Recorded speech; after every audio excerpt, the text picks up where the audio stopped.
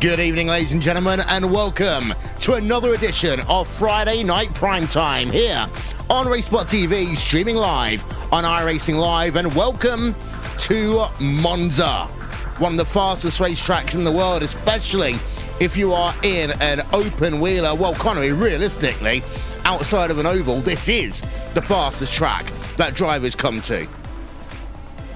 Yep, it really is, and I had to guess most of these drivers with their wing settings will be running at the lowest wing second setting that they could possibly handle to get the maximum straight line speed all the way down these very long straights here at Monza. There are a couple of chicanes to deal with, but top speed is the name of the game. Qualifying is underway as we speak. We'll show you then qualifications as they are currently going on the racetrack, and well, we just saw Martin Anulis there actually just move himself up to P number 2, but it's Julian Dunn who leads the way. I say that, and Marco Kono then to the top of the timing stands for the moment, 1 minute 47.004. Yeah, very good time indeed for the Italian driver there. And we've got to say that Martin Anulis, currently top of the point standings as it is right now, as essentially Hovinen gets himself on towards the front row, at least for now, as we have around about 1 minute 30 left in the session. The current championship contenders are Martin Anulis and Gabriel Perez, who is going to be looking for better than that P number 13 right now. I don't think he even has any laps left to try and improve, so he'll be starting from there or worse. Yeah, and we must apologise in advance, Connery, because this has probably got the hardest set of names I think we've had on Friday Primetime in quite some time. We might end up having to refer to the things like the number 11 machine, number 12 machine, just a couple of times today. I think I'll be pretty confident with Everett Paddock and Craig Ridley. Yeah. That's probably it. Robert Plumney's okay? Yes, of course. Of course. So, just having a look through then, has everyone done their laps? For the most part, yes, they have. We've got three drivers still on track for this evening's race. And it will be the driver of Marco Kono then, starting on pole position. And he'll be joined on that front row by Alexander Hovinen in the number 11 machine. Julian Dunn, third place, with Martin Anulis there in P number 4. Then back to row number 3. You can see yourself Massimilio Sherbin, as well as Ismael Hernandez. Row 4, David Dendelot, and the number 14 machine, Arliam Gilmowitz, then alongside him. There is the remainder of your grid on your screen. 17 drivers getting ready to go racing here today, Connery. Yep, they will be as they get themselves towards the grid. Remember, there is only 11 points in the standings between Martin Anulis and Gabriel Perez. That's how close it is at the top of the championship right now. And, well, that can continue on into the end, as we saw last season with that finale at Watkins Glen. Well, yeah, indeed. So there we are. Drivers are now almost ready on the starting grid. We are almost ready to go racing for 15 laps here around Monza. Drivers are still gridding. There's a look. And it's, of course, a long run to turn number 1, the first chicane, the Variante della Rettifiglio here. Of course, track reprofiled back in 2000. And now the drivers sit there and they wait for the last couple of drivers to head themselves onto the grid. And then we can get Friday Night Primetime on the road. Monza. Fast. Expect a lot of moving and dicing into the first corner. That right-hander, which immediately tightens up into the left.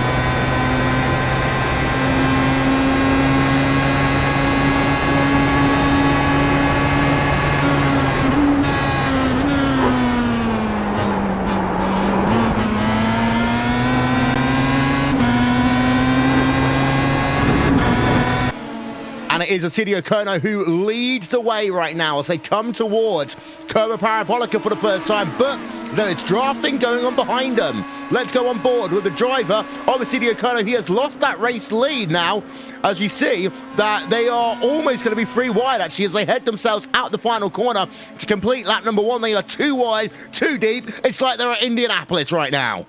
Yeah, they were 3 wide coming to Parabolica, 3 wide yet again. Will we see 4 wides possibly? Will Assidio Kono slot his way in? There's a car drafting behind as well. Cheroban as well makes it 3 wide for second place. Now 3 wide for the race lead. A little bit of contact between Dunn and Aldonaldis coming down into the braking zone for the first chicane. Yeah, 3 wide they go into there, but they still miraculously sort themselves out, going 2 by 2 like Noah's Ark through there, and still they all survive. Yeah, behind there's a little bit of banging as well, but I tell you one thing, there could have been a 10-car pilot. We've got 1 car off. That is Mikel Lamarunk there. He's had himself an issue down at the third chicane. Let's get a replay of him.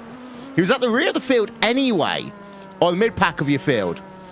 Oh, he just got, yeah, he got hit from the rear, got hit from the side, got hit in basically every single possible place. And he is now, he's actually still out on the racetrack, but we've got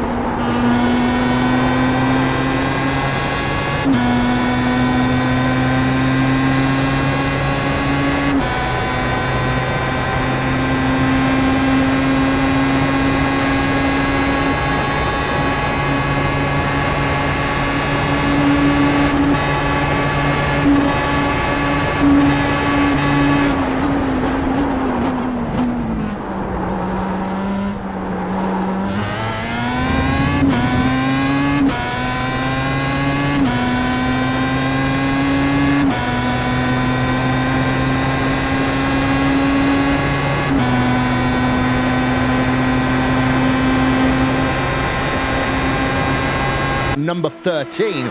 Worth noting, actually, the reason why we are seeing a lot of people having these kind of semi-snap oversteer moments and the cars are drifting out on them is what you said earlier on. The downforce levels here, Connery, probably the lowest they will run all season outside in ovals, for example, like Phoenix.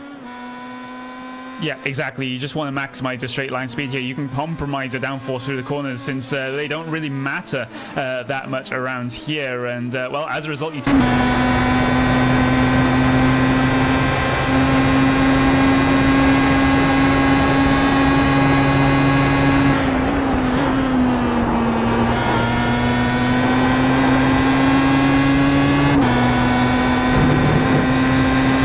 he's playing this very, very tactically. It's almost like what you said on Sunday night skippies, Monday night skippies. We so often see this. Drivers will wait in line. Now, the brave ones might have taken a little bit less fuel just to give them the extra punch at the end, but I'm arguing more it's a case of the waiting game. You'll see drivers, they'll come and do one, maybe two different opportunities just to see what they've got in terms of straight line speed advantage. As we can see, just ahead of David Denlott right now, who are riding on board with him. You've got the driver of Gabriel Perez and the driver of Chobrin there going side by side towards the Variante del Rettifilio, and the winner of that battle is, by the looks of it, going to be the driver of Perez. He gets ahead then of the Italian number 12 machine. Perez recovering from what was a seemingly very terrible qualifying session to get himself up in towards the top 5, but now the next car's down the road from him, or like 3 seconds down the road, so it doesn't look like he's going to be improving his position. In fact, he might lose the position again here to Sharaban coming down the inside here, and we'll get that move done very, very cleanly coming down into the second chicane. Perez did not really fight that one. He didn't. We're on board of Perez right now as they work themselves through probably actually the two most difficult corners on this racetrack, Connery. Lesmo number 1, Lesmo number 2, because it's the only corners that really require you to have some form of both aerodynamic and mechanical grip. Yeah, it's very, very understeer coming through there with the setups that these guys have, and the whole situation is made even worse by following in the dirty air of another car ahead of you. As Perez, again, going to lift out on the run up towards Ascari here, and also almost goes very tentative on the brakes there, I should say, for Sharaban. Perez had to check up a little bit, and now these three cars head their way towards the exit of Ascari. You have to remember, though, that there's Everett Paddock and Eric Jaeger behind these guys catching up. They caught around about 0.4 of a second that last time by, so these guys can't be hanging around. Just here comes Dendelot, maybe coming into Parabolka. No, he's just...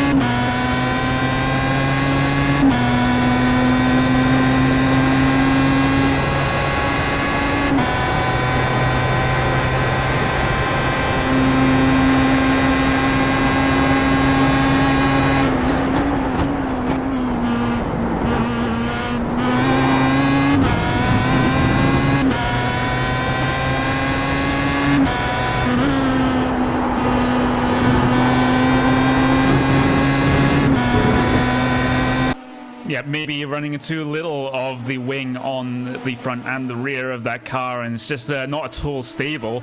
And well, as a result, he's not able to make the moves that perhaps he should be going for if he was at any other track on the calendar.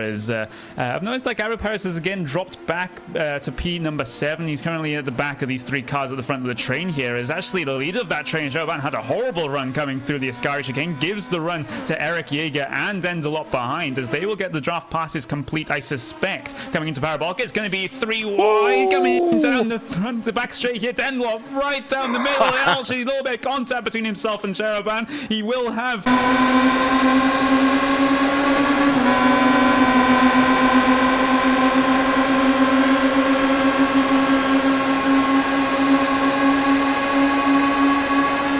at least initially coming down into the Parabolica, but Shaban just slings one right down the inside and manages to hold position for now, but he won't coming on the exit of the corner because he'll have a terrible run coming out. We might see 3 wide again, Will. Yeah, and we are going to go 3 wide already. Let's get you a better camera angle as they head themselves down in towards turn number 1. 1, 2, 3 wide already. This is where the track starts to narrow right now, so you've got to be careful. You got you got Dendelot and you've got Rojan all in the same zip code right now in towards turn number 1, and the winner of that one, it's actually going to be the driver of Perez. So Perez has moved himself now back up into P number 4, just after you were saying he'd been falling back in this race. Yep, it just seems to be like going up and down the field like a yo-yo, and he has to defend yet again coming through the curve of Grande here. Sharaban forced around the outside, but will have the inside line for the first part of the second chicane here, and I don't think Perez will argue too much with that one, as now he has a fantastic opportunity to take the lead in this championship now with Martin Arnoldas going out, and that's not the first time Arnoldas has gone out of a very high strength of field event. We had this at round 2 at Road America, where Arnoldas basically threw his own race away, having a single car incident that collected a couple of drivers. You could say that it's not his...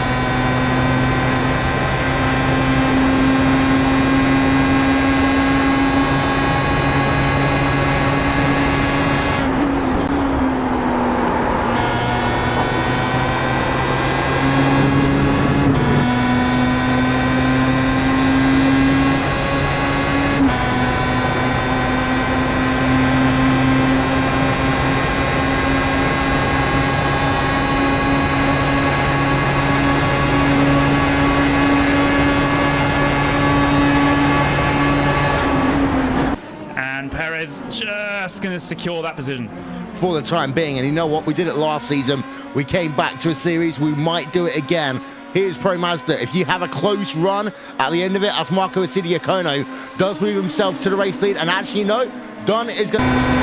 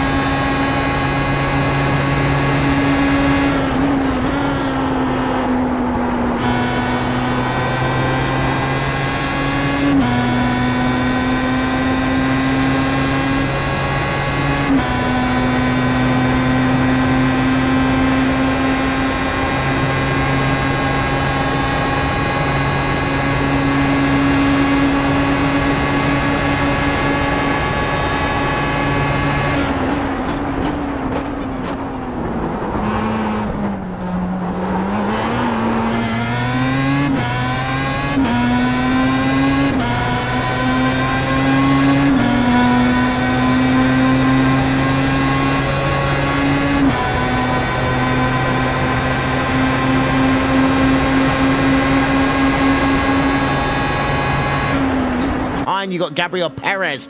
Let's go on board of him. Perez right now battling the driver of Schublin, and this is the battle for essentially the first place outside of your podium. But from there, from P number 4 to P number 10 right now, I'm just working out the gap. It is 2 seconds for about 7 places here, Connery.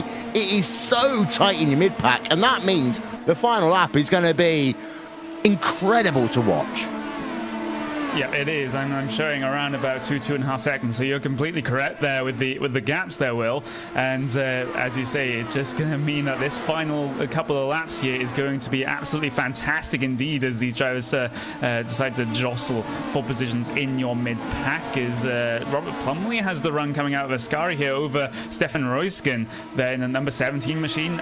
Again, early defensive inside line for Royskin for the Parabolica, but moves around the outside of Parabolica can and of course do happen. So Plumley leading into the corner. Will he lead off the corner is the question. Takes that characteristic wide line coming through Parabolica that you see the Formula 1 cars take, and he will have the momentum off the corner, but will Royskin dive?